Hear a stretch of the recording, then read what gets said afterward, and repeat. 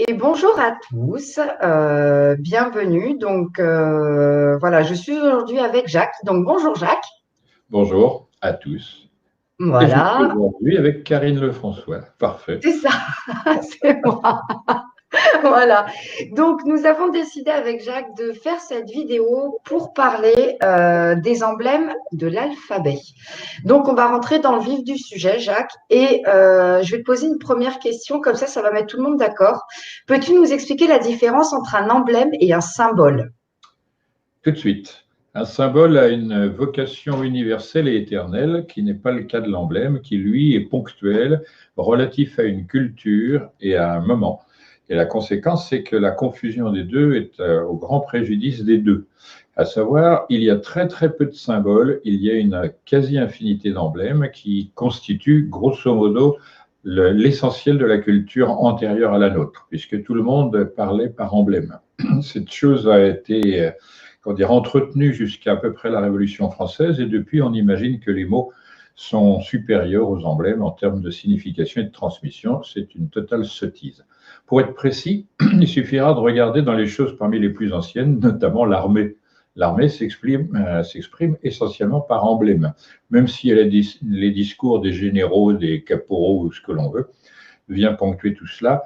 On reconnaît un gradé selon l'emblème qu'il porte, c'est-à-dire 3 barrettes pour un capitaine, par exemple, 4 pour un commandant, etc., ou un adjudant avec une barrette, mais barrée au centre, etc., des choses de cet ordre. Il en va de même pour le contexte des pompiers, des pompiers de la mer, et toutes sortes d'institutions où la communication se fait aussi bien par l'oreille que par l'œil. Donc, il n'y a pas une corporation des physiciens, des chimistes, etc., etc. Néanmoins, eux aussi fonctionnent sur des emblèmes.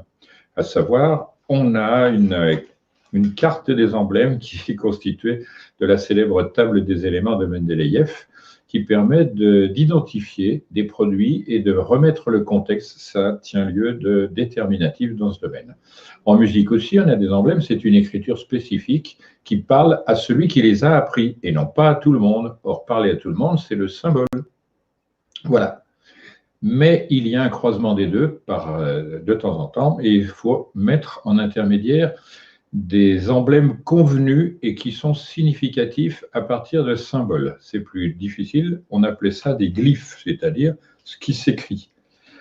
On va prendre un glyphe qui est relativement connu, enfin, je suppose, c'est pour les dames que je parle, c'est en matière d'astrologie. Lorsqu'on voit le bélier, on voit 2 lignes qui partent en volute et qui se réunissent au centre pour descendre. Voilà. C'est censé représenter le chanfrein de l'animal et ces 2 parties au-dessus des yeux qui protègent les yeux, etc.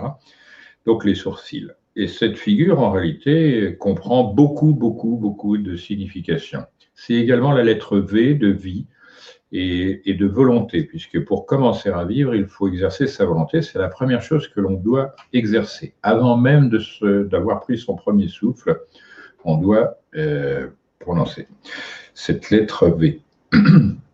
Donc, c'est également, donc, outre cette signification, c'est-à-dire le dessus des yeux et le nez pour la vie et les yeux pour la relation de la vie avec le reste, on fait intervenir une qualité qui s'appelle la volonté. Et ça, c'est la valeur emblématique générale d'un glyphe. On en a plusieurs autres. Par exemple, quand on dessine ça dans le zodiaque lui-même, ça veut dire que le sens de lecture du zodiaque part vers le bas du bélier pour aller au taureau, etc., etc. Et là encore, c'est une écriture tout aussi bien que celle de l'alphabet, c'est-à-dire le début, c'est la volonté, et ensuite, avec le glyphe du taureau, c'est la force, la stabilité, etc.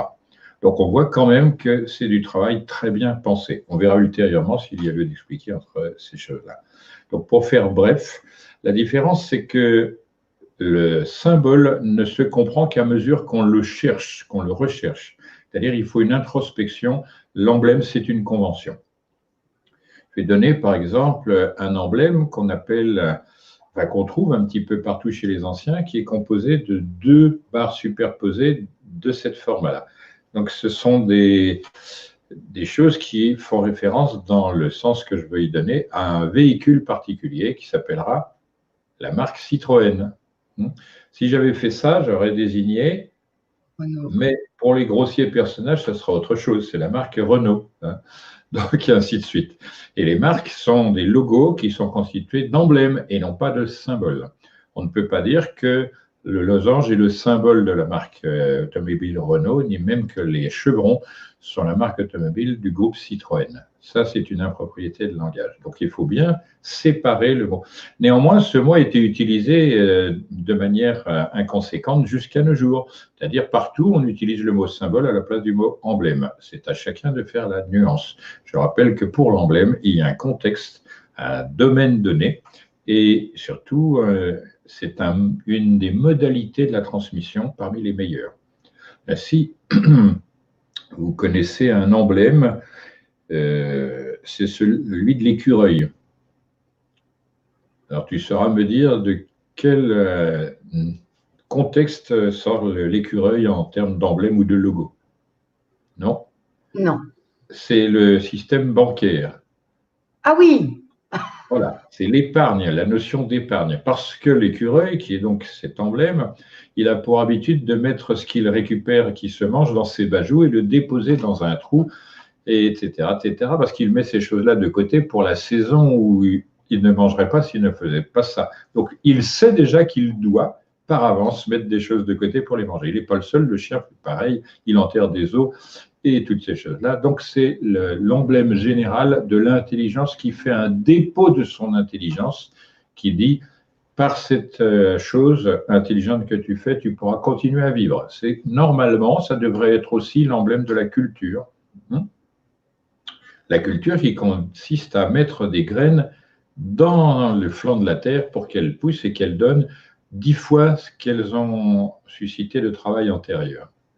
Et ainsi de suite. Donc on voit que les emblèmes, ça peut recouvrir des notions extrêmement diverses, comme je le faisais dans une de tes précédentes émissions, consacrée, autant qu'il m'en souvienne, à la langue française. Voilà. Il fait plus beau aujourd'hui, c'est très chouette. On continue. Autre question? Oui, j'ai une autre question. Peux-tu me définir ce qu'est un alphabet? C'est la succession des lettres qui permet de reconstituer des mots, et cette succession n'a pas été faite au hasard. D'abord, il y a 3 catégories de lettres, et j'ai expliqué dans l'interview précédente que ces éléments ternaires sont la base de l'enseignement des anciens. Mais il y a l'aspect quaternaire aussi, si on considère le feu, c'est-à-dire les 4 éléments. Donc j'y reviendrai. Dans tout alphabet, il y a au moins la séparation entre les consonnes, les voyelles et les semi-consonnes, semi-voyelles, ou semi-voyelles, semi-consonnes, au choix. C'est-à-dire il y a des lettres telles que la lettre H qui modifient la prononciation devant le P, devant le C, etc. Avec le P, ça fait la lettre F, si je puis dire, qui est la 6e de notre alphabet. C'est intéressant puisque sa valeur emblématique à cette lettre F, c'est la paternité. Donc tout ce qui engendre s'appellerait par F. Le feu, par exemple, dit directement « j'engendre le meilleur ». En grec, c'est « éou », le meilleur. Donc Eugène naît du meilleur, par exemple. Donc le feu.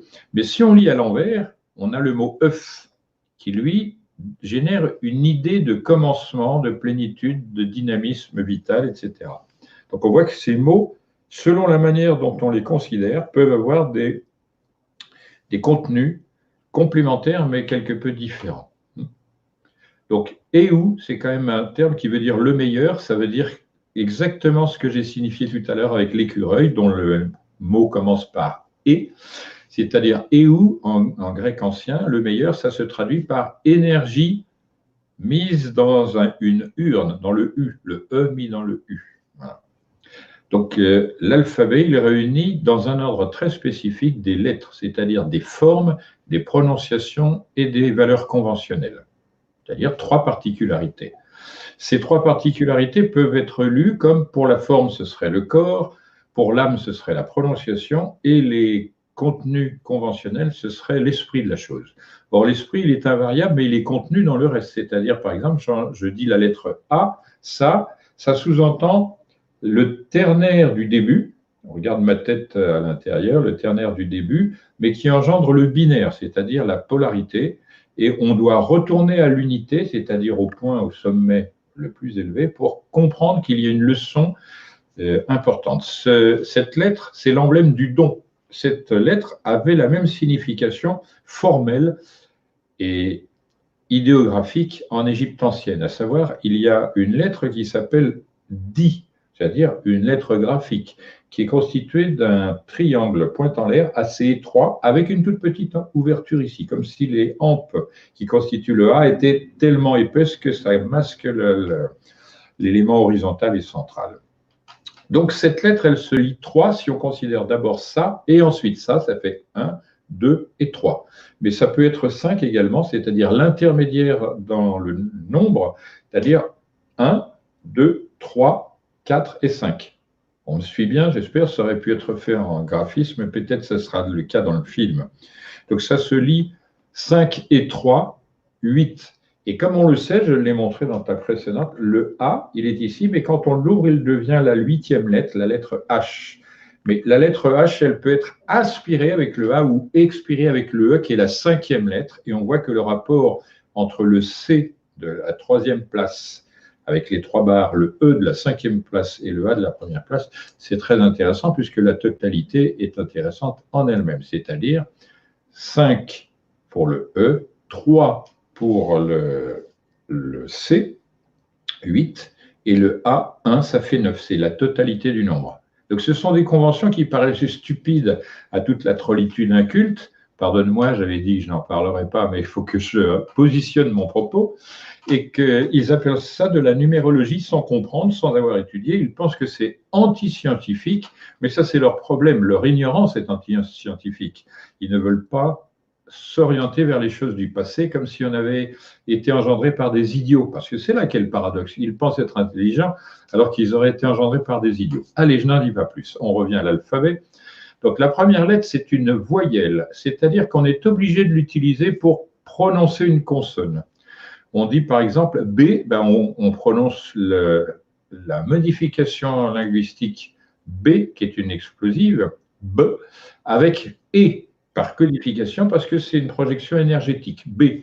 Le C, c'est pareil, on fait un frottement, mais il y a une projection énergétique, comme dans le T, etc., tout ce qui est suivi par E. Cette figuration est tellement importante que dans les langues anciennes, écrites, comme on n'avait pas la figuration des voyelles, on était obligé de tout prononcer par E. C'est long après qu'on a pris l'habitude de dire I ou E, et voire même A, etc. Donc au début, il y avait la prononciation par E, comme bébé, par exemple, mère, qui est une altération du E, mais il y a 2 fois E dans ce mot-là, etc. Donc une mère, c'est quelqu'un qui engendre la même chose que la terre, sauf elle fait naître à partir d'un M mouvement, alors que terre, c'est fixé. Toutes ces choses-là s'apprennent très lentement. Il faut comparer les mots et savoir la valeur conventionnelle des lettres. Donc pour ce qui est des voyelles, elles figurent l'énergie, toujours en mouvement. Et en effet, s'il n'y a pas de voyelles, il n'y a pas d'énergie dans la parole. On ne peut pas faire des mots avec une succession de consonnes. Néanmoins, l'écriture ancienne était faite ainsi. Notamment l'hébreu qui pose des problèmes parce que non seulement il y a une succession de consonnes imprononçables, mais en plus il n'y a pas de séparation entre les mots. Ça, c'est l'écriture biblique. J'en profite par parenthèse pour dire que, par exemple, Mauro Biglino, l'italien exégète de la Bible, a fait une erreur fondamentale, c'est de prétendre traduire la Bible massorétique, c'est-à-dire avec des illustrations qui donnent la séparation des mots d'une part et la prononciation d'autre part. Mais ça, c'est venu petit à petit et ça s'est arrêté environ au XIIe siècle de notre ère, c'est-à-dire 17 siècles après l'écriture de la Bible. Donc c'est une erreur fondamentale, il faut être capable de lire le texte biblique sans les massorettes, parce qu'en réalité c'est une quantité invraisemblable de jeux de mots d'une part et de prédictions d'autre part. Donc en faisant cette traduction, il a cassé tous les liens avec le prédictif. Tant pis, c'est comme ça. Pour la parole, on a ce même problème, on a des mots d'une quantité de lettres variables. Quand je dis par exemple sol, nous avons 3 lettres. On a dit tout à l'heure, juste en commençant, que la succession des lettres a un sens. Je commence par la lettre emblématique qui dit manifestation. Ensuite, totalité. et la forme du soleil en même temps, et L, c'est la lettre emblématique de l'ordre. Or, son rang dans l'alphabet est le 12e, et la conséquence, c'est que cette lettre O et L assemblées figure le zodiaque. Manifestation du centre du zodiaque pourrait être lu pour le mot sol pour soleil. Mais je rappelle que soleil, en français, se lit aussi bien en grec, sauf qu'on lui ajoute en grec la lettre H, relation entre le haut et le bas, c'est-à-dire le transcendant et l'immanent, et auquel cas ça sera mélangé, les lettres seront mélangées, on lira Hélios, avec la lettre H expirée, parce que le soleil donne de sa substance et fait respirer et donne la vie comme ça. Mais en plus, c'est anagramme du mot isolé, parce que cet astre, en effet, n'a pas de semblable dans notre système solaire. Donc, bien sûr, à chaque fois qu'on évoque les capacités emblématiques, il n'y en a pas une seulement, c'est multiple. La différence, c'est que le symbole, lui, c'est universel. Le symbole s'applique à toute situation. Le cercle, c'est le symbole et l'emblème. L'emblème du soleil, mais le symbole de la totalité, de la chose fermée ou rayonnante, etc. Petit à petit, on fait des efforts pour percevoir les nuances. Mais il n'y a pas de différence ontologique, c'est-à-dire dans les fondations même du langage, il n'y a pas de différence entre ces deux-là. À une nuance près quand même, le mot symbole dit bien en grec ce qu'il veut dire. C'est une chose et le reste de la chose.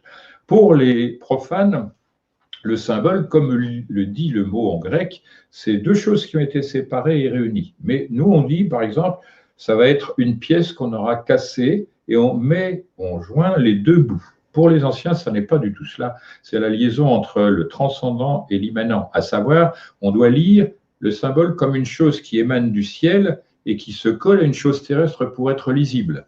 Je vais tâcher de donner des exemples. On voit, par exemple, dans la statuaire bouddhique, on voit un personnage qui est assis en lotus. Rien que cela, le mot lotus devrait faire penser aux 4 éléments sur lesquels sont fondés tous les aspects de l'existence. Mais personne ne le fait. En plus, il montre ses genoux. To know en anglais, c'est connaître. C'est une articulation. La connaissance se base sur l'articulation et la lettre L a une articulation. Si je développe la valeur emblématique de la lettre L, ce sont le petit et le grand côté. Je ne le dirai pas en grec, mais c'est catète et bon, peu importe, vous le chercherez si vous voulez. Et en plus, la ligne qui joint les deux pointes, ça fait 3 lignes. Donc, ça veut dire que c'est une lettre fondamentale de la même manière que le A. Et le rapport entre 1 et 12 est celui entre le soleil et le zodiaque. Donc, on voit qu'il y a énormément de liens sémantiques entre des choses qui semblent ne pas avoir de sens. C'est là où se perdent les oiseaux, vraiment, parce que les oiseaux, ce sont ceux dont j'étais promis de ne pas parler, parce qu'ils ne reconnaissent pas le fait que cela, ça a été ordonné. Comme j'ai dit une autre fois, on va le voir dans le film. On va découvrir dans le prochain film, La révélation des pyramides numéro 2, que l'alphabet est porteur, non seulement dans la forme des lettres, dans la structure de ce que représente chaque syllabe ou chaque consonne, mais également dans le nombre qui constitue l'alphabet. Donc on va partir sur cette notion de nombre. Notre alphabet à nous, français, prétendument serait venu du grec puis du latin. C'est faux, c'est l'inverse qui s'est produit. Peu importe. Par ailleurs, on a 26 lettres. C'est important parce que, au moment où s'est répandu l'alphabet français, nous étions dans l'ère précessionnelle de 26. Qu'est-ce que ça veut dire? Ça veut dire simplement que dans un mois précessionnel, c'est-à-dire 2160 ans en moyenne, il y a 1 et 26 mélangés. Ça aurait pu être 216, qui est le nombre des gradins, si je puis dire, ou des marches de la Grande Pyramide. Quand on a enlevé la totalité, il y avait 216 assises. Mais en ce qui nous concerne, c'est parce que la langue française est devenue une langue à proprement parler, c'est-à-dire une unité linguistique, grosso modo à l'époque du mois précessionnel dit du bélier. Or, dans ce mois, en astrologie, et c'est pourquoi l'astrologie est un langage qu'il faut connaître, on ne jugera pas de l'astrologie dans ses attitudes actuelles, c'est-à-dire on ne va pas prédire 12 destins pour 12 personnes dont le signe de naissance est différent, mais c'est beaucoup plus que ça, l'astrologie. C'est un langage à l'ancienne qui recouvre toutes les notions d'astronomie. Quand je dis bien toutes, on verra au fur et à mesure que je pourrai développer mon langage ici, en vidéo, en audio, etc., voire en conférence, en visite sur site. Donc, je reviens à cette notion où le mot soleil impose l'astre qui donne la chaleur, la lumière et la vie, grosso modo, à l'ensemble, et sur l'ensemble duquel astres tournent les planètes qui constituent notre environnement. Et donc le zodiaque, il est ordonné avec 12 signes, d'où la lettre L qui signifie l'ordre, qui est au 12e rang. Et si on regarde bien ce que je disais tout à l'heure, nous avons une partie haute, une partie courte et basse, et nous avons la partie intermédiaire. Si ces parties-là sont en nombre entier, nécessairement, cette partie-là, obligatoirement, c'est une loi générale, sera un nombre irrationnel, à quelques exceptions près. Ces exceptions jouent un rôle énorme dans la culture ancienne parce que ça détermine, comme des constantes d'ailleurs, des situations biologiques ou astronomiques, etc., de grande amplitude. Ça n'est pas le sujet d'aujourd'hui, on parle de la structure de l'alphabet. C'est pourquoi, quand même, il faut noter que la lettre A commence par AL, AL. Donc, il y a le don de l'ordre qui est formulé dans le mot alphabet. Donc, on a A, L, et ensuite, on a PH qui veut dire F, le père de quelque chose, comme je l'ai expliqué avant. Vous voyez, comme c'est rusé, je donne la leçon avant et je l'explique ensuite. L'exemple est fourni antérieurement et après la leçon vient. C'est comme ça que faisaient les anciens. Ça nécessite pour l'enseignant une très grande pratique, une habitude, parce qu'il faut qu'il normalise sa pensée. Et l'alphabet, c'est déjà une pensée normalisée. En conséquence, dans le mot alphabet, on a tout ce qui nous importe. On commence par une voyelle, on continue par une consonne et on remet une consonne et une demi-voyelle, la lettre H. Donc, on donne les formes constitutives des lettres. A, voyelle, L, consonne, mais en relation avec la voyelle. Ce qui est intéressant à constater, c'est que la première lettre, le A, est un triangle, normalement soit isocèle, soit équilatéral, alors que la deuxième lettre, L, c'est un triangle rectangle, avec ses propriétés et tout cela. Et tout ça, ça doit être pris en considération parce que le contexte de la pensée chez les anciens, c'est ça. Quand ils écrivent, par exemple, le nom de la divinité, ils écrivent Al. À Elohim, par exemple, c'était écrit à la translittération ancienne A-E-L, c'est-à-dire A, don de l'énergie, E-L, organisé. C'est ce que définit un Dieu créateur, c'est cela. Mais on a mélangé tout ça avec le caractère éminemment élevé, d'où la lettre E et L au début du mot élevé. On écrirait volontiers L et V à côté, hein, pour le dire. Par exemple, Viollet-le-Duc, il signait V pour violet, L pour le duc, et non pas LD comme on imagine. Et ça se lisait par les initiales LV. C'est pourquoi sa statue s'est trouvée au sommet de la cathédrale qu'il a restaurée, la cathédrale Notre-Dame. Et heureusement, cette statue a été sauvée avant l'incendie, comme si c'était seulement le toit qui importait d'incendier, ce qui était le cas, le sommet de la chose. Eh bien, ce Viollet-le-Duc-là, il était évidemment renseigné par la voie culturelle qui était la sienne, architecture. Or, le mot qui commence architecture, c'est encore la même chose, c'est un don, c'est la lettre A. Mais je vais vous emmener sur une autre strate de la compréhension de cet alphabet. En réalité, vous regardez la lettre A et comme un enfant, vous voyez que ce sont les pentes du volcan Fusijama avec le sommet enneigé, très régulier. Mais c'est valable pour toutes les montagnes. En réalité, c'est-à-dire une montagne à sommet avec les neiges. C'est important parce que si ça devait intéresser les gens qui s'occupent d'ufologie et d'extraterrestres, il y a là une démonstration quasi absolue de la provenance de l'alphabet, parce que militairement parlant, et je sais de quoi je parle, nous avons l'obligation, quelqu'un qui vient pour la première fois sur une planète, il est obligé d'atterrir seulement au sommet des montagnes. D'abord parce qu'il y a très peu de monde, parce qu'il y fait froid, que les intempéries sont impossibles à vivre, etc. Mais il voit tout le reste de la Terre du sommet. En plus, il a de l'eau en quantité, c'est la neige. Il peut se couvrir du froid en réalisant des igloos, en creusant dans la neige, etc. Et la blancheur, s'il s'habille de blanc, il est tranquille, personne ne le voit. Avec le B, la lettre emblème du foyer, du lieu où l'on vit, etc., de l'enceinte aussi, on a la naissance. Il est indispensable d'avoir, ça veut dire chez les anciens, une maison avant d'engendrer des individus. On est obligé d'avoir une enceinte éventuellement fortifiée, au lieu d'avoir d'abord une enceinte éventuellement pleine d'un enfant. voyez comment ça se situe. Et donc, la lettre C, c'est la Lune. Ça sous-entend dans cette approche militarisée que on vient avec ce qu'il faut pour vivre dans un ventre, sac à dos, ça peut être en l'occurrence, mais la lettre C, c'est on ne fait pas de sorties diurnes qui viendront après, mais nocturnes. A, B, C, D. C pour la Lune et D parce que c'est la lumière. Dans la graphie grecque, le delta, c'est un triangle pointe en l'air et c'est la première lettre qui rejoint le A par sa forme, le triangle du A, le triangle du delta. C'est important parce que le delta, c'est la 4e lettre de l'alphabet grec, et quand vous faites la somme de 1 plus 2 plus 3 plus 4, ça fait 10, et on retrouve le 1 qui est le rang de la première lettre. Donc toutes ces choses-là sont intéressantes et fondamentalement utiles pour comprendre la pensée des anciens et leur science.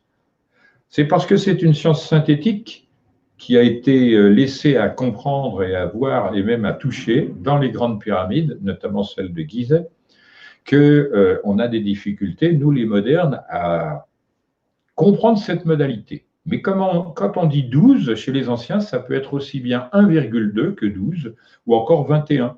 C'est-à-dire que c'est une forme de signalisation. Pas plus qu'il ne donne de sens à une lettre dans un mot comme de nos jours. Nous, on ne sait pas que le mot table, commençant par la lettre T, il commence par T parce que la valeur emblématique du T, c'est la stabilité. C'est une croix. On peut poser quelque chose dessus, mais c'est une croix qui est plantée dans le sol et qui donne la verticalité et l'horizontalité qu'on retrouve dans la lettre L, l'ordre. Donc, quand vous avez Atlantide, vous avez T d'abord et L ensuite, et A avant. Donc, on comprend, si on sait lire lettre par lettre les valeurs emblématiques, les rangs, les nombres de la constitution et les figures géométriques qui vont avec, on comprend ce que veut dire le personnage qui écrit. Ainsi, le mot Atlantide, je l'ai donné en article dans mes livrets, on peut le lire Atl. Cette langue-là, c'est du mexicain ancien. Atl, ça désigne tout ce qui est marin, tout ce qui est grandes études. Ça veut dire eau en olmèque, soyons clairs. Et Ol pour Olmec, c'est Al pour chez nous, hein, soyons aussi clairs que possible. Quant à Mec, ça va vous faire sourire, c'est le nom par lequel on désignait l'humanité en général chez les Olmecs. Donc, c'est un peuple de l'eau dont il est question. Et les Olmecs sont des successeurs de ceux que nous, en Europe, on a appelés les Pélages. Les Olmecs se sont installés principalement dans la zone du Mexique, qu'on appelle le Yucatan, parce qu'il y a eu un cataclysme énorme, qui a laissé d'ailleurs une marque là-dedans, circulaire, sur le bord est du Mexique. Et ils sont revenus chercher, s'installer là-dedans, parce qu'ils y trouvaient énormément de nouveautés, si je puis dire, naturel, peu importe. Les Égyptiens, c'est un peuple de la mer aussi, mais c'est un peuple qui s'est stabilisé en bord d'un fleuve parce qu'on est obligé d'avoir recours à l'eau pour vivre. Bon, il ne faut chercher les civilisations primaires qu'au bord de l'eau, que ce soit l'Indus, que ce soit le Gange, que ce soit donc en Inde, que ce soit l'Amour, c'est un fleuve russe cette fois-ci, ou le Yangtze, ou le fleuve jaune, etc. Ce sont dans ces zones-là qu'on a eu affaire au développement des civilisations. C'est pourquoi le mot eau et le terme eau s'écrit en 3 lettres en français. Ça n'a rien à voir avec water ou Wasser, water, l'eau, voilà. Mais notez que eau, il y a 3 lettres, mais water, il y a terre dedans. Donc, c'est bien, ce sont ces ponts-là qu'il faut connaître pour passer d'un sens à l'autre, avoir la nuance et la complétude du propos. En français, on peut avoir la totalité de l'explication de quelque chose en 15 lignes. Et quand je dis, ça peut être l'astronomie complète exposée en 15 lignes en choisissant les mots qui sont… Ainsi, je donne un cours sur les ouvrages de Fulcanelli, qui est l'un des derniers très grands connaisseurs de cette culture, par lequel je me suis instruit aussi, et donc dont je poursuis en quelque sorte l'œuvre. Ce personnage, par exemple, quand il donne Fulcanelli, la lettre F, on sait que c'est la lettre de paternité. En réalité, il dit dans son patronyme, qui est évidemment un pseudonyme, mais de valeur, Fulca, c'est pour Vulcain. Donc il commence par une divinité qui est un être intermédiaire entre le créateur et la créature. Il commence donc au milieu, il se situe comme Hermétis, première lettre. Et il le dit d'une autre manière, il dit « Moi, je ne me mélange pas aux choses terrestres ». Il choisit la lettre F parce qu'il y a une barre en haut et une barre au milieu, mais pas en bas pour faire le E qui vient juste avant. Donc, par cela, il indique qu'il est 6. Et 6 dans le jeu des tarots. Je vais tâcher de trouver cette carte aussi vite que possible. C'est celle-ci. Pardon, nous y sommes ici. C'est l'arcane 6. Il se situe dans le système scientifique parce que cette carte a pour emblématique générale l'amoureux. C'est la force d'attraction et réciproquement de séparation. Mais ça se dit gravitation en termes de science. Donc l'amour, c'est pour le sentiment et la gravitation, c'est pour le non-sentiment. C'est ce qu'on pourra dire globalement matériel. Donc il dit comme cela, je suis un scientifique, je suis le père de ce que je propose sous ce nom-là, et je suis le père parce que je recommence un cycle. En effet, toute la force de l'hermétisme a été dissoute par la Révolution française avec R, force, F, paternelle. C'est-à-dire cette révolution avec pour objet de dire on recommence un cycle. Il y a une erreur dans le timing, mais ça n'est pas le sujet à l'ordre du jour. Néanmoins, donc, vous avez RF pour République française et RF pour Révolution française, parce que c'est de ce centre-là que devait venir cette chose-là. Alors on va dire, mais tu es en train de parler de kabbaliste, en kabbaliste, etc. Oui, mais je précise Kabbale avec C-A-B-A et non pas K-A-2-B, etc., qui est une forfaiture. Je reviendrai là-dessus, mais avec des documents pour bien le démontrer, le prouver et définitivement éteindre ce faux sujet. Je reviens donc sur alphabet. On a 1 et L pour faire al. Or, je l'ai montré lors d'une émission précédente, 1 et 12, ça fait 13, et ça correspond donc à cet arcane-là qui n'a pas de nom. C'est-à-dire, on l'appelle la mort, c'est la lettre M. Donc, nous avons l'amoureux parce que c'est ce travail-là, aimer, c'est la gravitation. L'individu qui meurt, il se sépare de la gravitation. C'est curieux dans la manière de dire des anciens, mais c'est ça la vérité factuelle, c'est-à-dire qu'on n'est plus assujetti, un mort n'est plus assujetti à l'attraction universelle, au temps qui passe, aux formes de l'énergie incarnée, etc. Puisque selon les anciens, les énergies dont il est question, c'est l'incarnation des forces. La vraie force au début de tout, c'est la pensée mélangée de sentiment, c'est-à-dire un triangle. Pensée, ici, c'est-à-dire les sciences, sentiments, les arts, et au sommet, le médium des deux, c'est-à-dire l'amour de la sagesse. Savoir ce que l'on fait, pourquoi on le fait, quelles seront les conséquences, c'est ça qui est incroyable. Mais bon, ça c'est un travail divin plein et entier. Revenons donc à cette chose. Alphabet, c'est A, lettre 1, et L, lettre 12. Résultat, la lettre M, qui est au 13e rang, c'est la dernière lettre de la première partie de l'alphabet. Et si vous la mettez de biais, cette lettre M, comme ça fait la lettre, le chiffre 3. Parce qu'il y a 3 pointes. Il y a 1, 2, 3, 4 tirets, mais il y a 3 pointes. Et on ne considère que l'origine, les 3 points. Ça devrait intéresser les francs-maçons avec la lettre M, mais ils sont tellement arriérés dans ces domaines comme dans d'autres qu'il n'y a pas lieu de le leur reprocher, d'une part. Moi, je fais des piques parce que je voudrais que parmi les francs-maçons, il y en ait de francs déjà et d'authentiques maçons qui reconstruisent la partie perdue, la parole perdue, qu'ils ont perdue eux-mêmes, tout comme le christianisme, mais sans combattre les autres, en combattant leurs démons intérieurs. Ça, c'est autre chose, c'est le but du bouddhisme et des religions authentiques. Bon, je continue. Donc, dans Olmec, vous avez un O à la place. C'est-à-dire qu'ils, eux, sauvaient la totalité de l'ordre. Mais nous, on ne sait pas lire l'écriture Olmec, qui elle aussi est à la fois idéographique, hiéroglyphique, etc. Les manières de lire sont fausses. On note quand même qu'il y a une parenté entre l'hiérographie Olmec, entre le chinois ancien et l'égyptien. En effet, pour écrire le supranaturel, ils prennent le nombre 3. C'est pour terre, j'ai expliqué dans une autre intervention.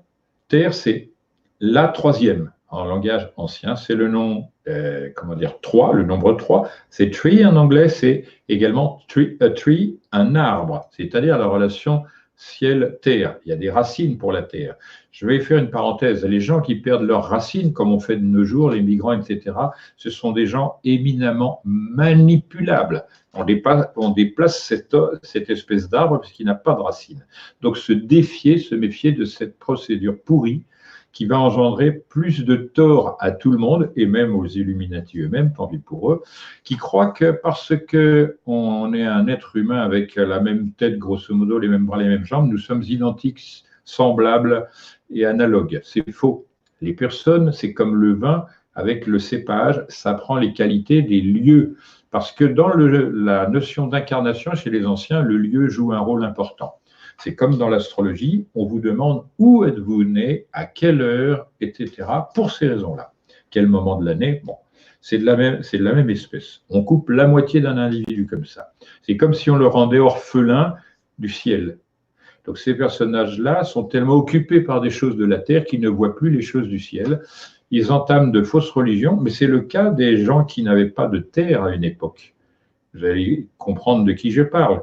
Ils sont en train d'essayer d'aller partout. Pourquoi faire? Pour exploiter ce qui est ailleurs. De eux-mêmes, ils ne font rien, hormis du désordre. C'est ce qui se passe avec l'idée stupide des migrations. Voyager, c'est bien, se mélanger, ça n'est pas le meilleur moyen. Bon, peu importe, ils ont leur théorie, je présente la mienne amicalement et sans vouloir prétendre l'imposer. Je reviens à Al et A. Il faut considérer que la géométrie a du sens au-delà de la forme. C'est-à-dire que quand on voit la lettre A, elle désigne l'origine première, c'est-à-dire le ciel. Elle nous dit, vous avez pour parents, grosso modo, des extraterrestres, E et T, énergie stabilisée.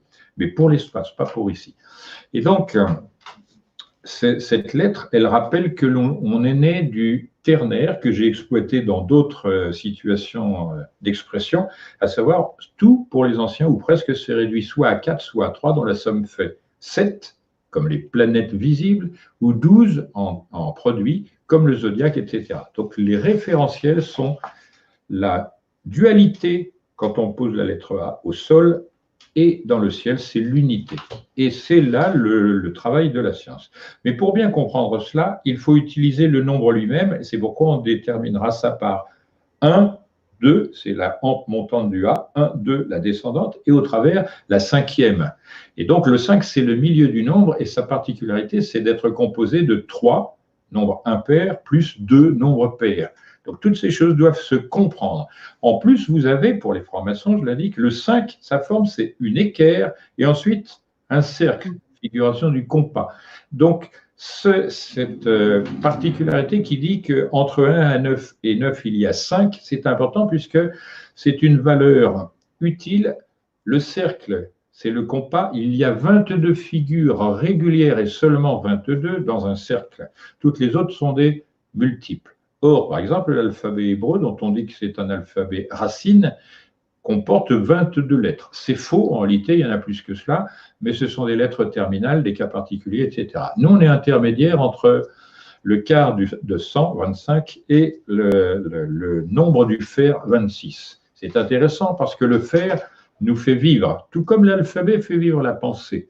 Le fer nous fait vivre parce que c'est lui qui capte l'oxygène de l'air et qui nous sert, grâce à l'irrigation par le sang, qui est composé de plaquettes de fer, pour faire bref et rapide.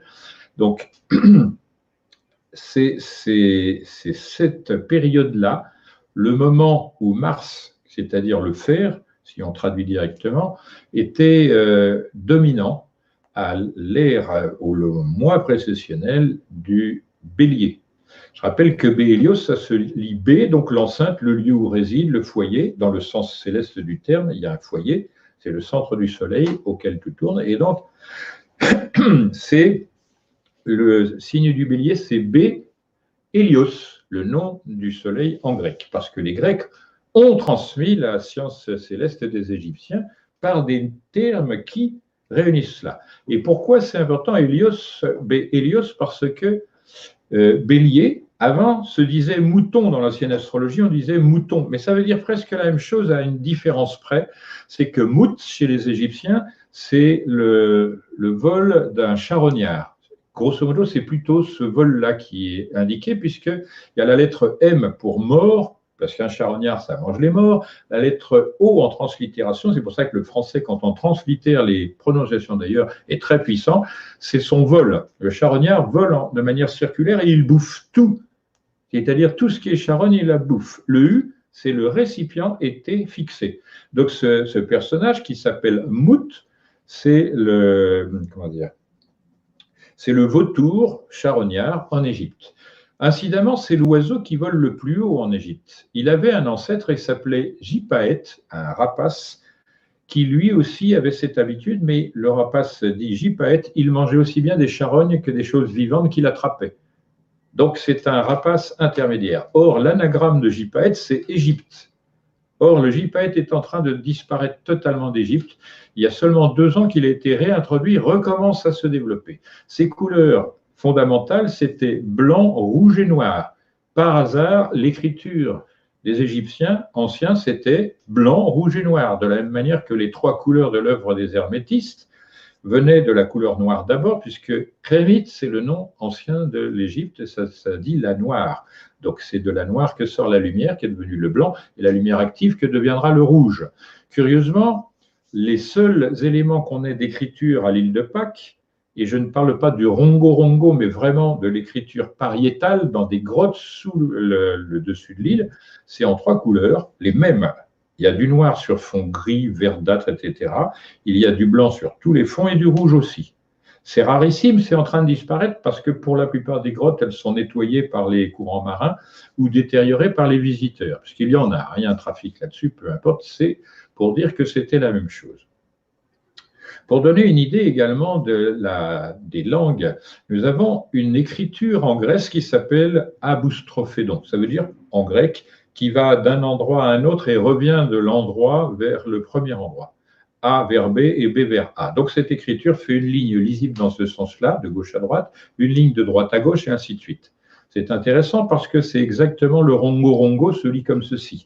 Plus exactement, il y a 2 lectures diplomatiquement agencées. Il y a une ligne qui se lira par un lecteur et l'autre par celui qui est en face. Et ça veut dire qu'on essaye de dire qu'on écrit d'une manière double. Comme j'ai dit, de la diplomatique, il y a des gens… Je peux très bien passer tout le reste de cet exposé à parler à certains de manière comme si tout le monde était néophyte et à d'autres comme si c'était des gens très instruits déjà. Et je vais me servir du langage dont j'explique les modalités, les formes, etc. Je reviens donc sur Al. Ça désigne le ciel, alors que la lettre L désigne le ciel d'où viennent les choses, c'est plus grand pour cette raison, et la terre ou la portion la plus petite qui désigne les choses horizontales. Or, sachez quand même que dans la graphie ancienne, tout ce qui est vertical est transcendant. Par exemple, dans le zodiaque des astrologues, ils ne le savent pas, mais la ligne qui va du signe du Capricorne au signe du Cancer, 2 fois C, eh bien, c'est la ligne du temps. Or, le temps, c'est la Lune qui est la plus rapide parmi les choses que l'on voit dans le ciel autour de nous, alors que Saturne, qui est maître du Capricorne, c'est la chose la plus lente. Donc, on voit qu'il y a une relation temporelle entre la Lune, plus rapide, et Saturne, moins rapide. D'où la désignation de cette chose-là. Mais il y a plus étrange que cela. C'est que la révolution de la Lune autour de la Terre, la révolution dite synodique, c'est-à-dire où la Lune rejoint le Soleil qui a été pris au début d'un mois, parce que le Soleil a continué à avancer, donc ça fait plus de 28 jours, ça fait un peu plus de 29. Or, si la révolution synodique de la Lune, c'est 29 jours et un peu plus, la révolution de Saturne autour du Soleil, c'est 29 ans et un peu plus. Et cette durée de 29 ans et un peu plus, ça fait 365 mois terrestres, c'est-à-dire l'équivalent en jours de l'année exprimée en jours. C'est assez délirant.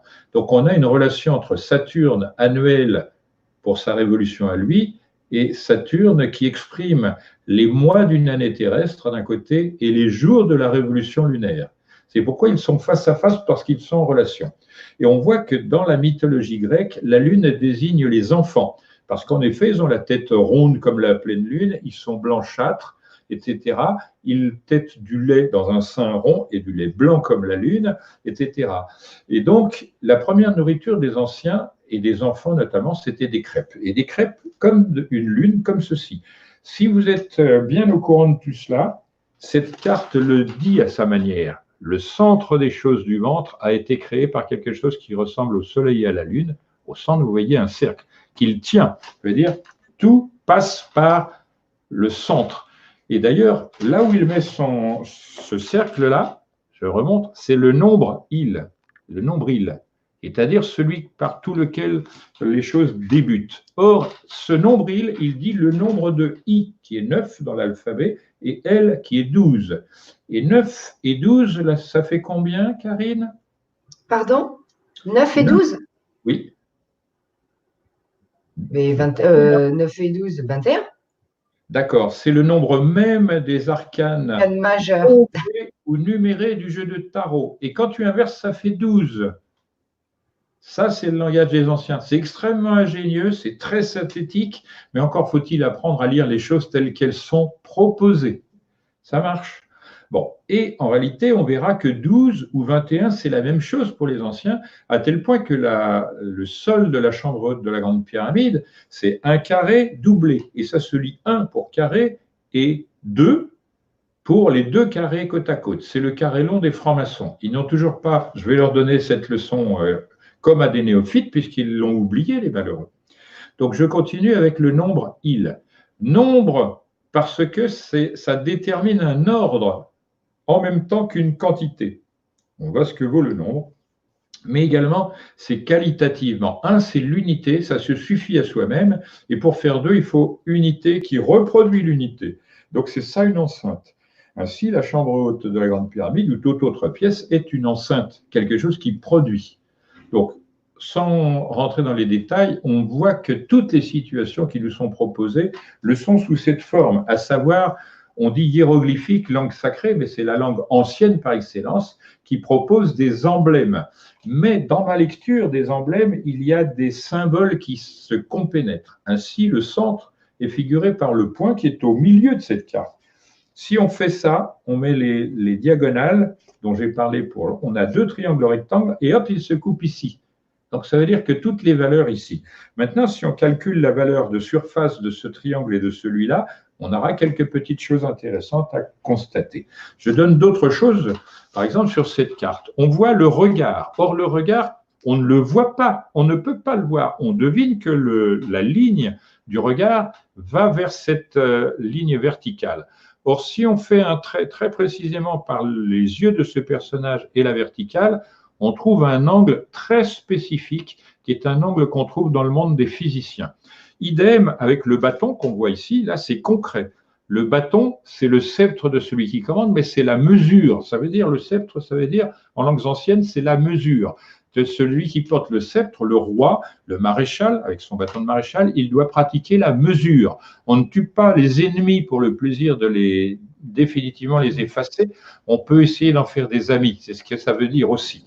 Le bâton, par exemple, du prêtre, ça veut dire ici, à cet endroit-là où je suis avec ce bâton-là, la totalité de l'univers peut prendre racine parce qu'il sera toujours bien accueilli, celui qui est dans l'univers. C'est un peu bizarre à dire, mais c'est ainsi.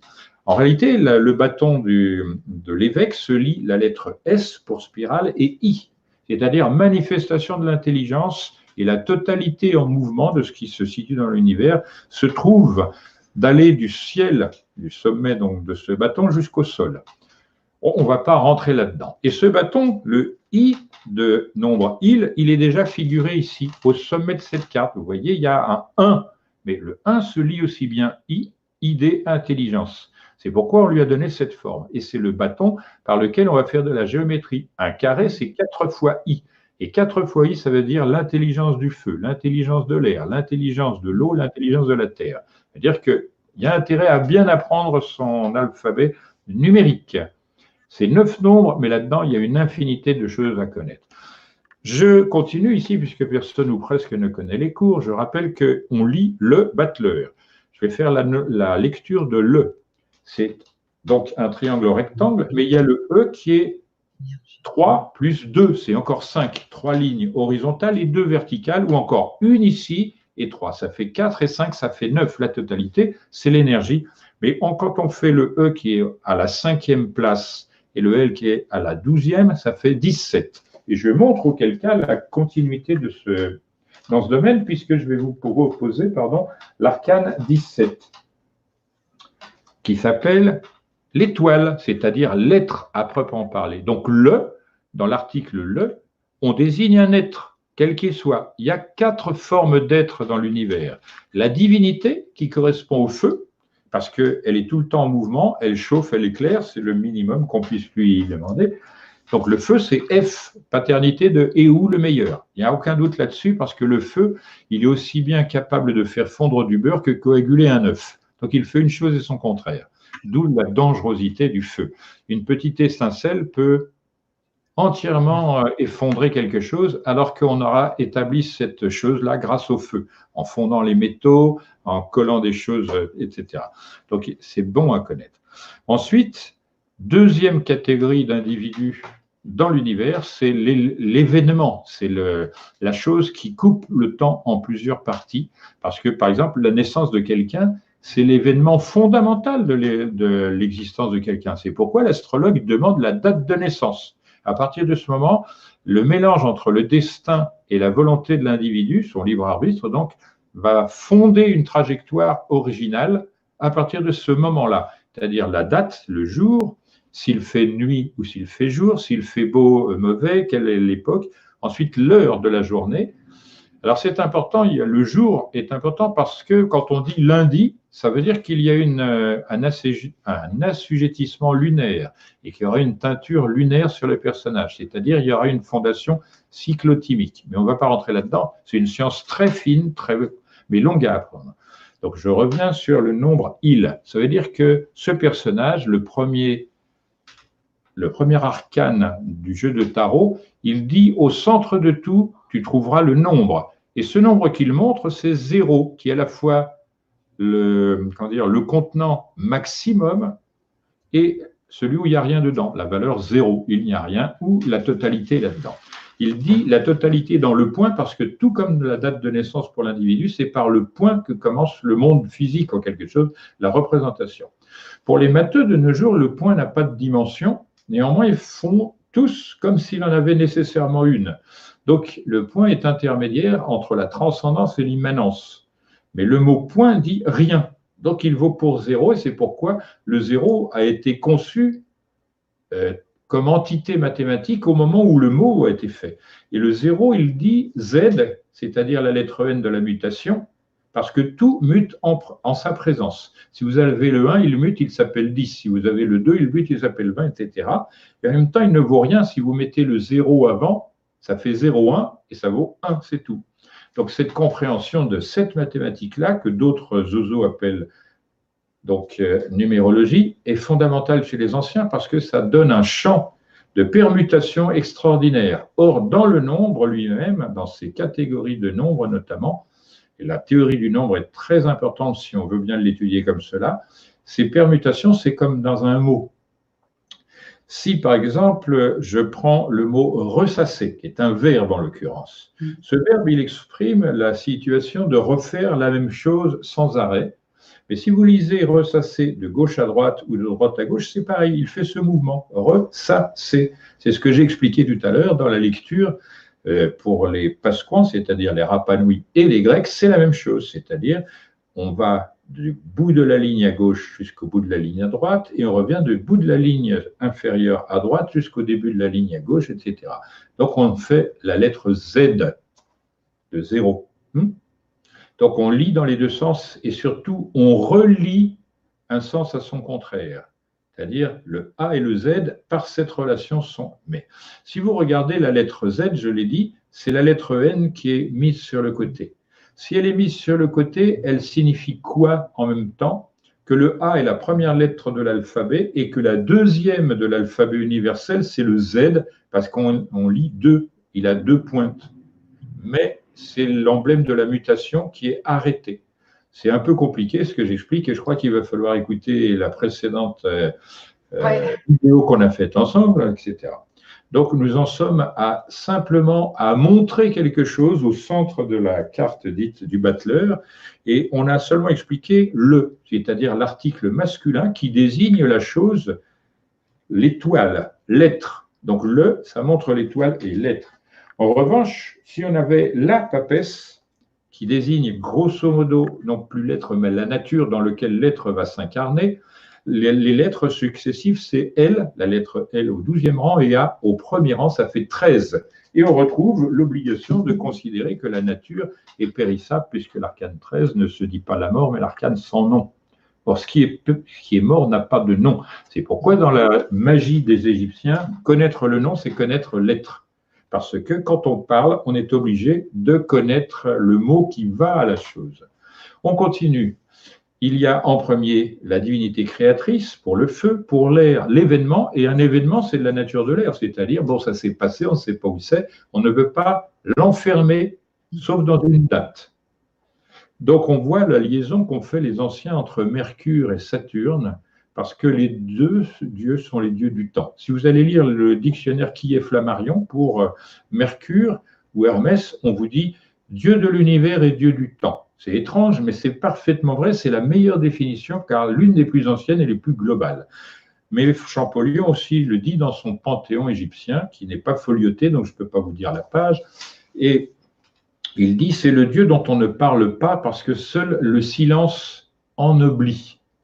Le silence n'a pas de forme, c'est comme une page blanche, etc. Et pourquoi? Ça veut dire que dans leur langage, tout peut être représenté grâce aux arts, aux sciences, à l'écriture, à la parole, qui sont les domaines de Mercure. Donc c'est le Dieu universel, c'est pourquoi il vient après le Dieu créateur qui est figuré par son frère Apollon, dans la mythologie tout du moins. Donc Mercure vient après la lettre du point de vue des planètes. Mercure vient aussitôt au-delà. Et il a la même qualité que la Lune. La Lune présente toujours la même face à la Terre et Mercure toujours la même face au Soleil. Et on voit que le dieu Thoth, Hermès, Mercure est dit régent de la Lune pour cette raison-là. Mieux que cela, vous regardez des photos de la planète Mercure, des photos du satellite la Lune, on dirait qu'ils sont semblables. Donc, ils possèdent des particularités identiques. C'est pourquoi, lorsqu'on regarde l'axe astrologique Capricorne-Cancer, tous les deux par C, ça veut dire que c'est le temps de la Lune qui détermine le temps de tout le monde dans le système solaire. Ce que j'ai montré tout à l'heure avec la relation entre le Soleil, l'année solaire, 365 jours, 365 mois pour Saturne, dieu du temps, et Chronos, c'est la couronne. Nous, on dit couronne, eux, ils disent Chronos. C'est le nom du plomb parce qu'en réalité, on voit que la science des anciens est très... tous les métaux passent par un cycle qui les emmène vers le plomb. Et donc, aussi bien d'ailleurs, les métaux dits radioactifs se déterminent par une durée de vie qui peut être extrême par le plomb. Donc, ces choses-là sont bien à connaître. Le plomb, c'est un matériau très bizarre qui ressemble à l'or. Hormis la couleur, il est l'un des plus pesants, comme l'or qui est le plus pesant, enfin, pour ceux qui ne connaissent rien de la physique des anciens, et il a cette qualité de ductilité que possède l'or. Donc, ils ont des choses en commun, il faut les connaître. Ça vient justifier le principe que développent les alchimistes. Il y a dans le plomb ce que sera l'or. Je rappelle que le verbe être, en français, ça désigne une personne, alors que sera, c'est ser, c'est le verbe être en espagnol.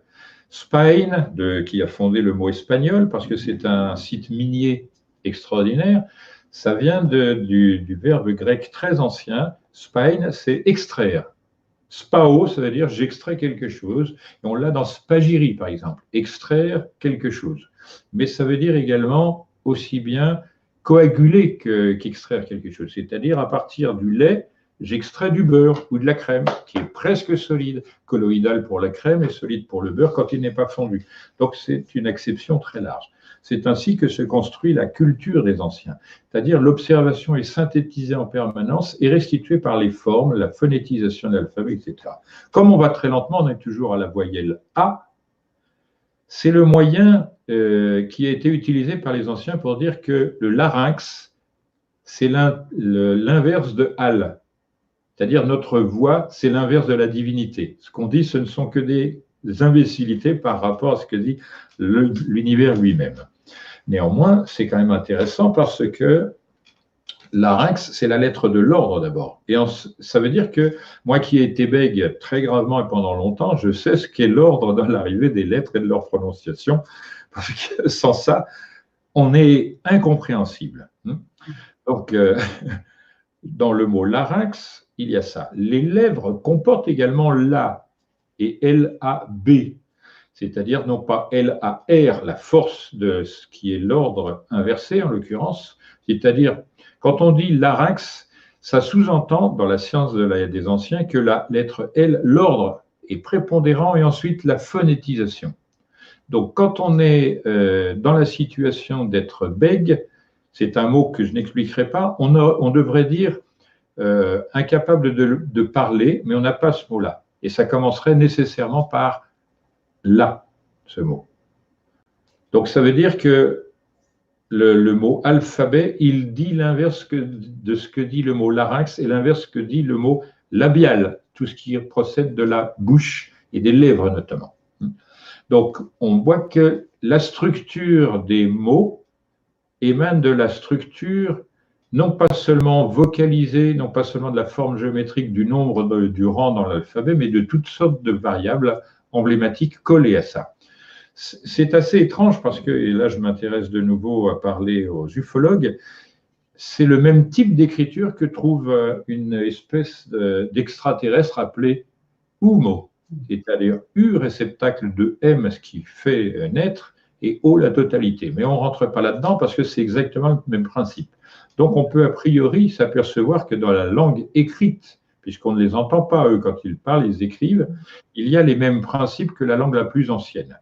Ça, c'était connu du dénommé Albert Einstein. Aussi curieux que cela paraisse, il s'est passionné pour cette chose avant même qu'elle soit connue, mais il l'a connue en lisant des livres intéressants et antérieurs, parce que c'était ça. D'ailleurs, Robert Oppenheimer, c'était pareil, il lisait tous les anciens bouquins, notamment les Védas, le Mahabharata, enfin des choses hindoues, et donc il savait que les Vimanas faisaient référence à ce que nous appelons de nos jours les soucoupes volantes, ou moins mal dit peut-être les ovnis, etc. Et ils avaient donc pensé qu'une humanité terrestre antérieure avait laissé tout cela.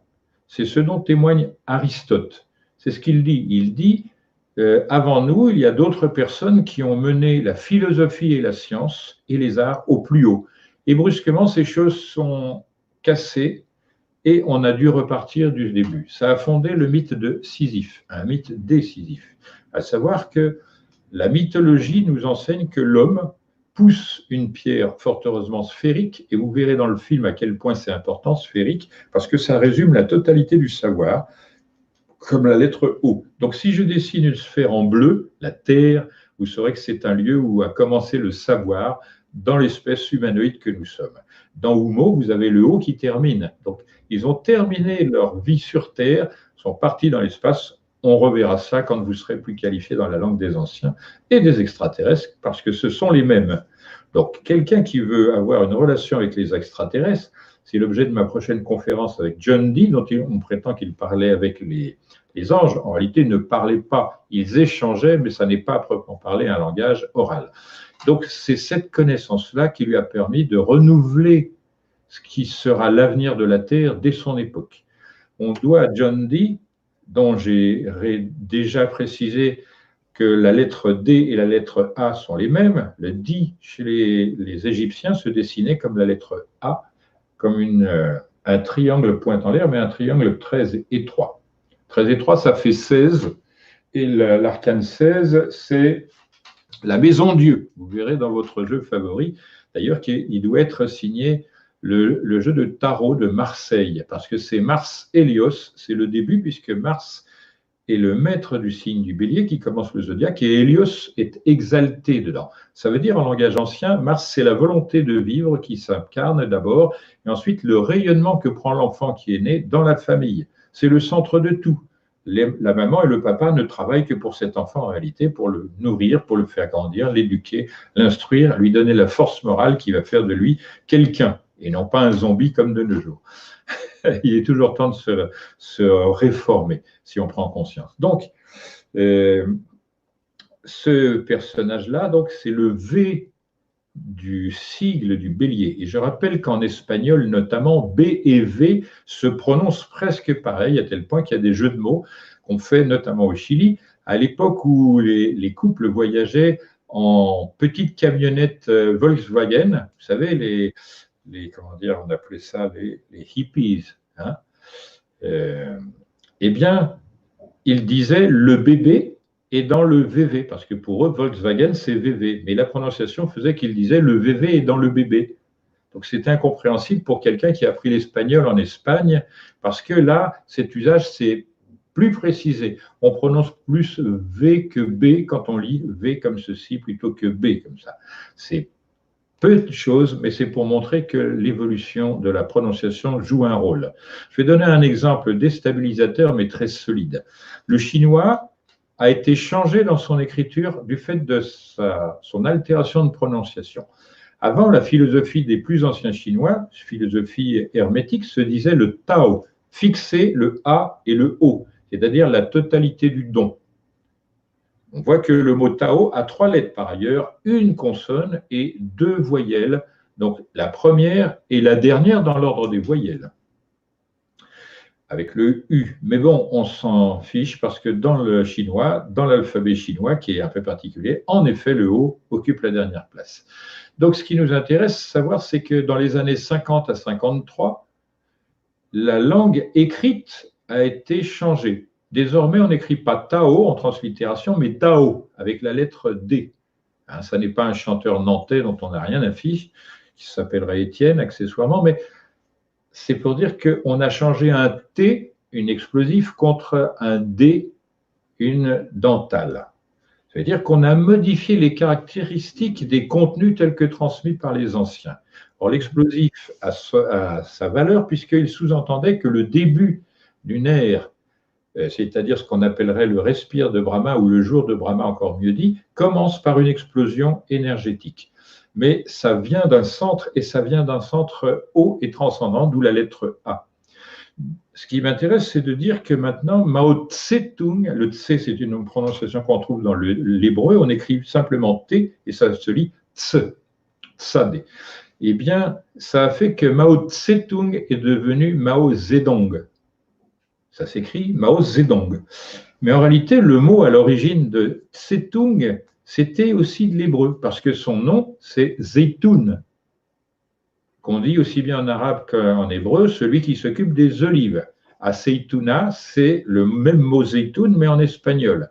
Et c'est l'acide acétique, c'est un acide qu'on trouve dans certaines huiles, curieusement. Mais ça, c'est pour la vraie chimie des anciens, on s'en fiche. Donc, toutes ces choses montrent que la déformation des mots, j'en ai parlé lors d'une dernière intervention avec toi d'ailleurs, eh bien, elle tient aux modifications que l'on donne. Alors, la modification n'est pas venue de n'importe où. Écoutez le raisonnement un peu bizarre. On a changé le T contre le D parce que le métabolisme chinois baisse de force et de qualité. Parce qu'en effet, lorsqu'on baisse comme cela, la langue change dans sa prononciation. Les gens qui étaient à la campagne étaient très costauds, très forts, physiquement, avaient une durée de vie très considérable, mais en venant dans la ville, ils se sont affaiblis.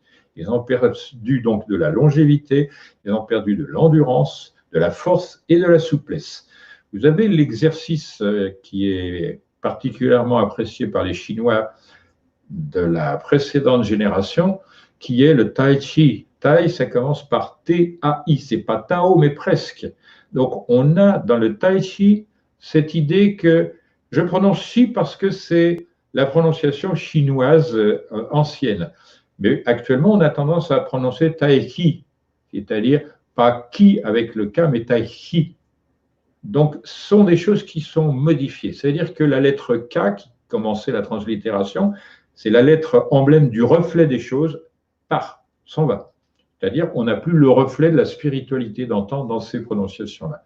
Donc, c'est pourquoi il importe de protéger ces choses-là et de les faire savoir. Mais, vous allez poser la question, mais pourquoi maintenant faire savoir cet enseignement maintenant? Mais parce qu'il a toujours été suivi dans les familles, dans les congrégations et autres groupements professionnels, mais de manière muette, pour ne pas interférer avec le développement de quelque chose qui s'adapte et donc qui prend de la force de l'expérience. Si on donne ça à apprendre tel quel, ça ne sert à rien parce qu'on ingurgite, mais on ne digère pas.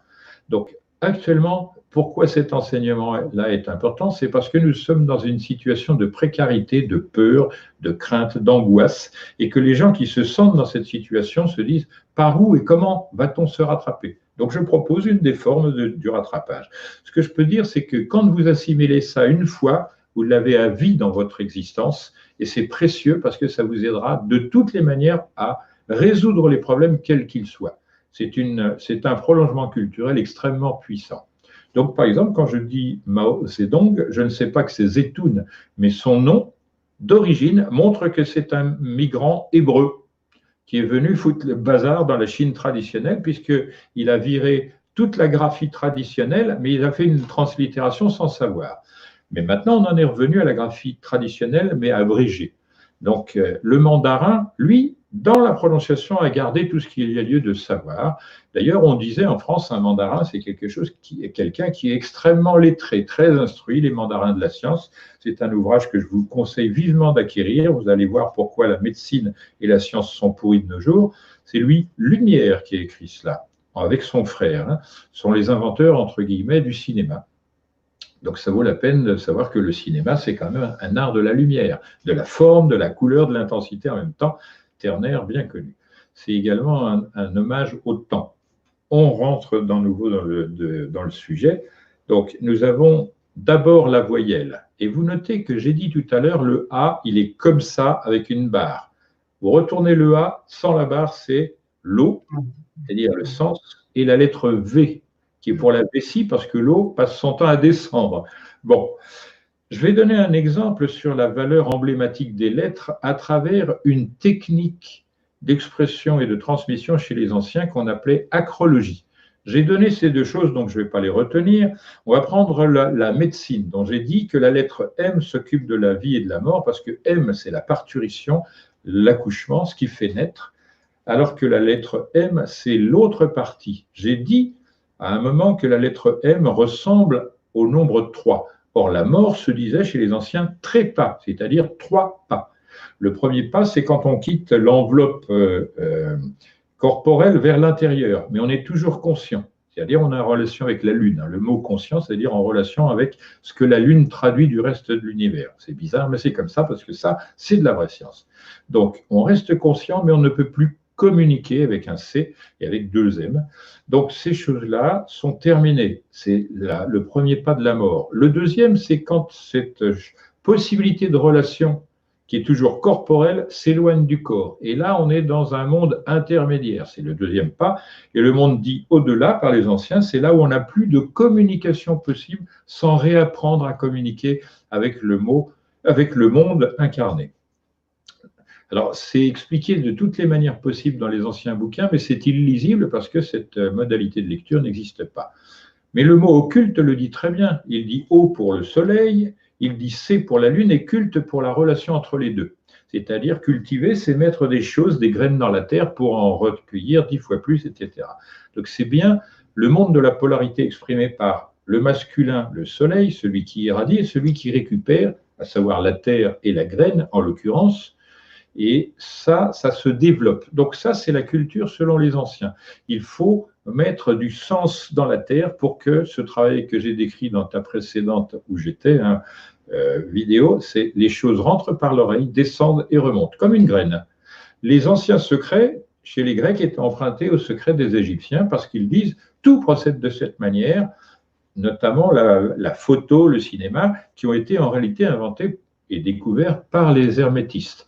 Les premiers à parler de ces choses-là, ce sont dans des livres qui datent de 2 siècles avant la découverte de la photo. Et les hermétistes, qui n'étaient pas des nigauds, c'est à eux qu'on doit, par exemple, le linceul dit de Turin, c'est-à-dire la photo en 3D, littéralement, d'un personnage qui pourrait être le Christ ou encore Jacques de Molay, on s'en fiche, mais cette image n'est pas imprimée, cette image n'est pas autre chose qu'une énergie projetée et qui teinte physiologiquement, littéralement, tout ce qui l'entoure. Grosso modo, ça se produit, je vais vous le dire, ça va vous faire rire, mais quand l'être supérieur, c'est-à-dire brillant et rayonnant, s'éteint, il laisse une marque comme ça, un rayonnement, qui peut s'imprimer sur les murs, sur la toile, etc., etc. Il peut être vivant ou mort selon notre manière de voir, mais il est infiniment vivant, donc ça n'a strictement aucune importance pour lui. On continue donc A en relation avec H, 8 et 12, et on remarque immédiatement que la relation entre D, qui est un triangle pointant l'air, et en relation avec le A pour la forme, est en relation avec le H parce que c'est le feu, mais les 2 triangles comme ça, si j'ouvre le D le delta. Comme ça, j'ai la moitié du H, la moitié supérieure, la moitié inférieure. Toutes ces choses font partie de cette lecture-là. Si vous avez l'occasion d'aller en Charente-Maritime au château de Dampierre-sur-Boutonne, D c'est l'indicatif du feu, et de 10, c'est pourquoi ça commence le nombre 10 par D et un demi-diamètre, avec I l'intelligence et X la chose inconnue, eh bien nous pouvons regarder la galerie supérieure. Le château, il a 2 tours et il a une galerie supérieure. Ça dessine la lettre H, c'est-à-dire la relation entre le transcendant et l'immanent, c'est-à-dire le supérieur et l'inférieur de la table d'émeraude. Et bien dans cette galerie, on trouve au plafond, ce qui nous oblige à lever la tête vers le ciel, un décor en pierre et à voir le ciel à travers la pierre des philosophes, c'est-à-dire des alchimistes. Or, il y a 93 caissons, c'est pas n'importe quoi, 93, c'est 3 fois 3 égale 9 plus 3. C'est-à-dire, ça fait sous-entendu les 3 éléments animés par le premier d'entre eux, qui est le feu. Et le feu, je rappelle que son emblème, son glyphe, c'est 3 barres comme ça et 3 lettres. Donc tout cela, c'est cohérent quand on sait lire. Là où je vais coincer les vilains qui me font des misères parce que ce que je dis ne leur plaît pas, quand on lit bien le français, on peut lire l'anglais, mais on ne sait pas pour autant le comprendre, parce que les lettres sont dans un désordre apparent qui n'est pas notre ordre à nous. Pareil, mais il y a des lettres différentes en allemand. On pointe par exemple le A ou le U avec 2 points, mais on ne sait pas comment on doit le prononcer si on ne parle et on ne lit que le français. C'est ainsi que tout ce que je viens de dire s'applique à ces formes-là. Ces formes-là doivent être lues comme je le dis. On doit, par exemple, pourquoi on lit le mot « un » comme ceci? Parce que dans la graphie ancienne, on dessinait « un » comme un contenu, c'est-à-dire une urne pour parler tout cela, et après la lettre « N » qu'on connaît dans le mot « urne », urne c'est lumière, donc contenant de la force de N transcendante et qui se propage en énergie. Là, je vais vite, il faudra que vous fassiez le travail sur un papier et refaire. Donc je disais, donc l'urne, elle propose d'accueillir quelque chose, alors que la lettre N qui vient après, dans 1, c'est fait une voyelle, une consonne. Et la consonne, la N, elle montre une barre qui va vers le haut, une pointe, ça redescend en travers, comme s'il s'agissait du L, comme j'ai montré tout à l'heure, l'ordre, c'est-à-dire le triangle rectangle multiplié par 2 et tête bêche. Donc on voit que le tête bêche, ça veut dire que la lettre N, c'est le milieu de l'alphabet, sa forme, mais que la lettre N, la mutation, fait que le transcendant nous offre la possibilité de muter parce que c'est l'énergie qui fait muter, pas la matière. Elle est stabilisée, elle est statique, elle est inscrite dans le temps. Donc ces choses-là s'apprennent très doucement et le résultat, c'est une chimie différente, une physique différente, une psychologie différente et beaucoup plus adaptée à l'incarnation parce que c'est à l'écoute de la nature et ça permet de discuter avec la nature. C'est ça le plus important de la culture que j'essaie de faire connaître. Se gargariser en disant je connais l'astrologie, l'alchimie, tout ça, ça n'a strictement aucun sens. Ce qu'il faut, c'est connaître la nature parce que le moment où elle va, elle, décider qu'il y en a assez de nos bêtises, elle fera zouk en une fois. Et zouk en une fois, c'est une baffe monstrueuse. Si on ne sait pas où aller au moment qu'on aura été capable de comprendre, on sera éradiqué définitivement. C'est-à-dire qu'il y a 2 morts à considérer. Celle que j'ai appelée le trépas, c'est la mort de l'incarnation. C'est-à-dire il y a une partie de l'être qui pèse non pas 12 mais 21 grammes, théoriquement parlant, mais la plupart du temps c'est très proche, qui se retire à l'intérieur comme si elle rejoignait la graine intérieure. Cette graine intérieure, elle est à peu près ici. C'est-à-dire il y a un endroit particulier. Quand on ressent des douleurs morales violentes, c'est dans cet endroit que ça va. Et c'est insoutenable parce que ces douleurs prennent de la dimension et cet endroit-là souffre de cela. Donc, d'ailleurs, je rappelle que le soufre avec 2 F ou un F, ça a un sens un peu différent, mais en raccord. Le soufre, c'est un matériau qui, dans la nature, a plusieurs aspects, du jaune très pâle, voire blanchâtre, rosâtre, etc., au jaune presque rougeâtre. C'est surtout un matériau qui brûle, qui engendre de la chaleur, de la lumière, etc. Et donc, souffrir, c'est brûler, littéralement, pour les anciens. On revient au sujet. Donc, cette situation fait que Si on ignore cela, on ne survivra pas. Nos prédécesseurs, ceux qui nous ont donné cela comme héritage, que ce soit les grandes pyramides en général ou le grillage sur la Terre dont l'élément principal semble être l'équateur penché, avec le nord géomagnétique en relation avec le travail solaire, si tout cela passe à la trappe, c'est-à-dire si je ne peux pas accomplir ce pourquoi je suis là, eh bien, tout le monde, malheureusement, à très peu de choses près, risque d'y perdre la vie, l'existence. Et cette deuxième vie, c'est celle qui va se réfugier au centre des choses. Donc, à cet endroit-là, qui est appelé le cœur. Je ne vais pas faire l'analyse de tout, mais c'est intéressant de savoir que le cœur, c'est corda en latin, cor, c'est-à-dire roc lu de droite à gauche. C'est-à-dire l'endroit le plus solide de l'être complet, c'est là. L'endroit le plus solide de l'être incomplet, c'est ou les dents ou une partie terminale de la colonne vertébrale. Bon, on ne va pas rentrer dans la physiologie, l'anatomie des anciens, parce que là, je vais me faire encore plus assassiner. J'aurai l'ordre des médecins sur la figure, et je l'ai déjà eu une fois, ça m'a suffi. J'ai payé 1 franc de dommages et intérêts, c'est très amplement suffisant. Donc, on revient à l'alphabet. AL, on l'a vu. On sait que les 2 font 13, c'est donc la mort. C'est censé nous apporter des informations sur la mort.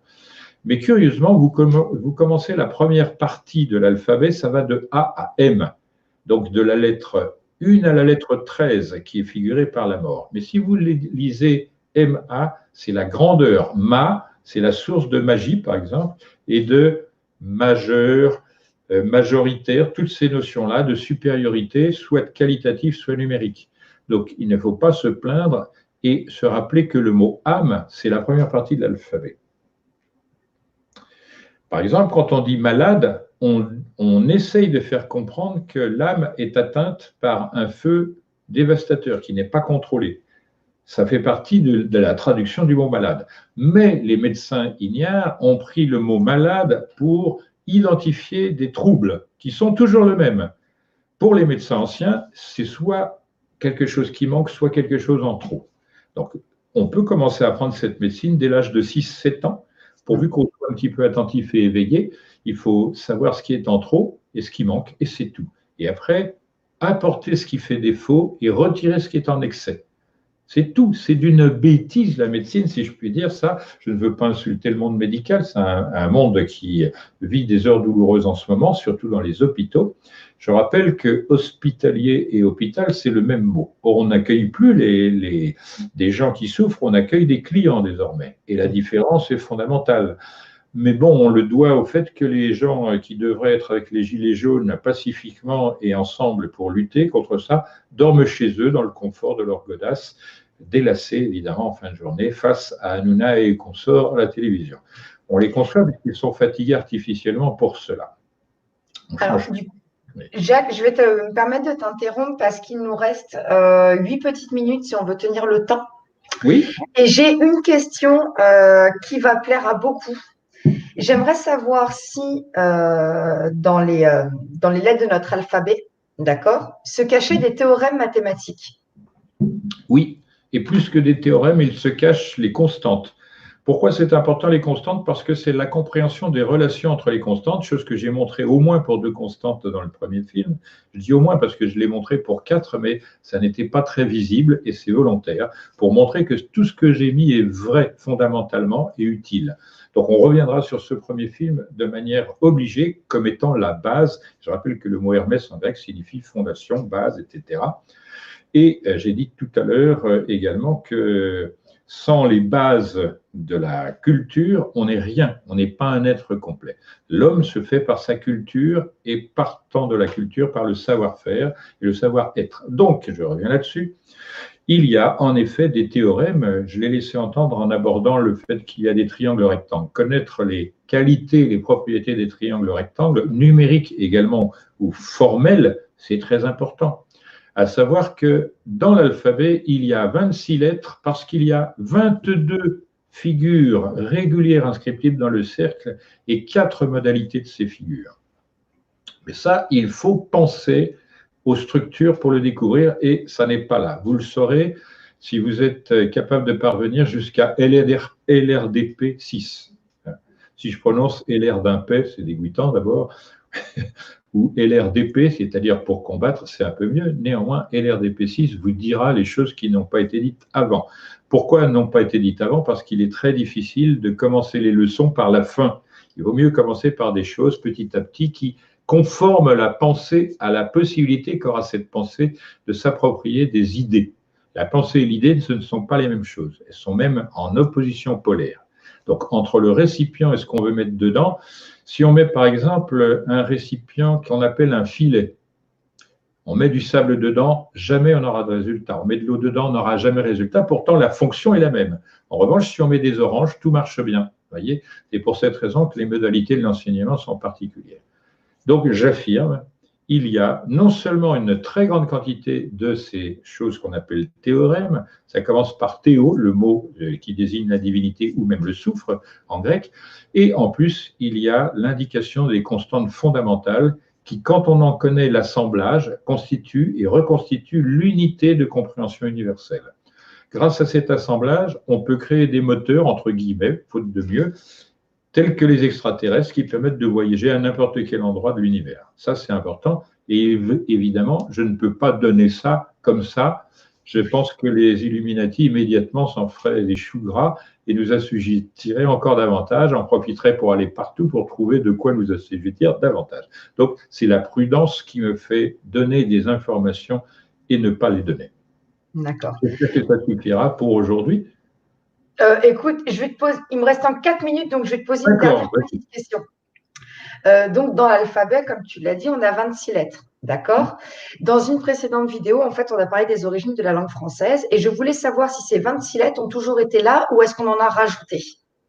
Ça a été variable. On a, ce sont les hermétistes qui font ce travail. Pourquoi on a 26 lettres? Parce que c'est le nombre atomique du fer et que cette langue a été en quelque sorte stratifiée et géométrisée à l'époque de l'ère précessionnelle du Bélier, dont le maître est Mars, le fer. Et parce que la vie humaine dépend de la capacité du sang et du fer à ramener de l'oxygène pour faire continuer le travail de la machine en question. Mais il y a une autre raison, c'est qu'en plus d'avoir 22 formes géométriques plus 4 modalités de ces formes, on a, pourquoi 4? Parce qu'il y a 3 formes géométriques à considérer, la géométrie euclidienne, la géométrie hyperbolique et la géométrie booléenne, mais il y en a une autre qui est inconnue du monde savant et que je développerai quand j'aurai terminé les films. C'est pour ça que j'ai pu prétendre qu'il y a une autre manière d'acquérir la médaille Fields des mathématiques. Tout ce que l'on connaît peut être mis à la poubelle et remplacé par un bouquin qui aurait 60 pages d'épaisseur. Ça, je l'ai annoncé depuis longtemps puisque j'ai fait que tous mes livrets n'aient que 60 pages d'épaisseur. Et tout le savoir en matière de nombre, d'analyse géométrique, topologique, physique, etc. est contenu en 60 pages. Mais pour ça, il faut que je fasse encore gros efforts d'expression pour que tout le monde puisse comprendre. Donc, je disais, les choses qui ont été mises dans l'alphabet, c'est fait pour, tout comme la Grande Pyramide, nous indiquer comment on va devoir se comporter, avec quelle science, quelle modalité de comportement. Au centre de notre alphabet, il y a le comportement majeur qui est destiné à nous faire comprendre que c'est antithétique. Nous avons M, le verbe aimer, et la lettre N, haïr. Parce que il y a à comprendre que le ternaire de ces choses-là, c'est pas d'un côté on aime et le contraire serait haïr. Le contraire, c'est très différent, c'est l'indifférence. C'est ce que je reproche aux gens qui ne veulent pas comprendre que les gilets jaunes sont nécessaires parce qu'ils traduisent véritablement. Évidemment, ils sont infiltrés par des tordus, mais la mode actuelle, c'est ça. Tout est infiltré par des choses tordues. C'est le fait des pourris sur la planète. Ils font ce travail-là parce qu'ils sont en train de perdre et que ceux qui vont gagner ne savent pas qu'ils peuvent gagner s'ils serrent un peu les boulots.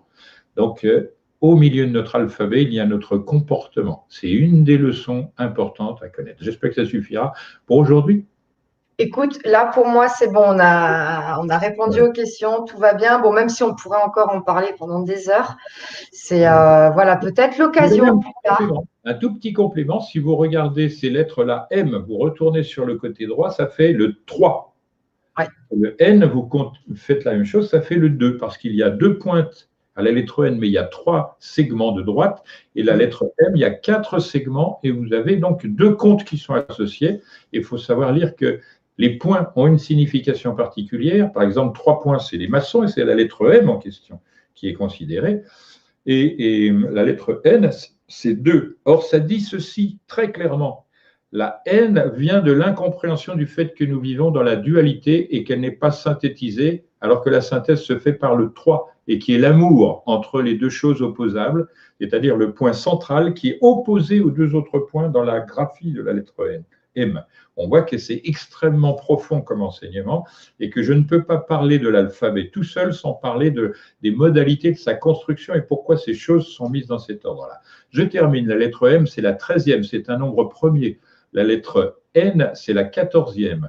Et c'est la somme de 2 plus 3 plus 4 plus 5, mais il manque l'unité dont j'ai parlé tout à l'heure. Parce que c'est de ce travail qui est fait en conscience que se révèle l'unité humaine, la tranquillité qui permet de dire oui, tout a été construit et offert par la générosité, la libéralité, pas dans le sens du libéralisme qui est une idéologie imbécile, mais parce qu'il y a un créateur unique qui nous offre sa première lettre A qui émane d'un point qui se sépare, c'est ce que fait la divinité en créant, elle sépare quelque chose d'elle-même, de la même manière que la personne qui fait du thé, elle fait du thé avec de l'eau, avec des feuilles de thé, mais elle fait chauffer ça, elle fait quelque chose, elle offre le thé. C'est son travail qui fait que le thé existe. Avant, c'est de l'eau, des feuilles de thé et du feu. Et les casseroles, qui est-ce qui a fait la casserole? Qui est-ce qui a fait la gazinière, etc. C'est ce dont je veux parler. C'est-à-dire de multiples, on va vers l'unité. C'est ça, être initié. Parce que initié, le verbe latin initié, ça veut dire faire que 3 deviennent 1. 3, c'est le corps, l'âme, l'esprit, il faut que ça devienne 1. C'est-à-dire que l'esprit, qui est immortel, règne sur l'âme, qui se comporte dans la bonté, dans la générosité par conséquent. C'est ça la vraie religion, c'est être généreux de son temps, de son savoir. Si on peut donner de l'argent parce qu'on n'a rien d'autre à faire, on le fait volontiers, mais pas trop, parce qu'il faut que ce soit aux vertueux seulement, tant qu'à faire. Mais là, vous l'avez vu, avec un gouvernement qui ponctionne tout, on n'a pas affaire à des philosophes, donc pas à des vertus. C'est pour ça que la chose sociale se casse la gueule. Et je terminerai en rappelant que Imhotep, c'est-à-dire un personnage qui date de 31 siècles avant notre ère, avait dit ceci sous forme anaglyphique. A, N, ciel, terre, et renouveau, et A de nouveau, glyphe, écriture de Anna, semblable à. Il disait pas de vie morale, pas de vie sociale. Nous en sommes là. Voilà. Bonne fin de journée. Merci à toi pour l'effort. Bon profit à tous, à toutes surtout, et à une prochaine fois. Merci. Merci beaucoup, Jacques. À très bientôt. Salut à tous. Goose die, comme disent les Anglais.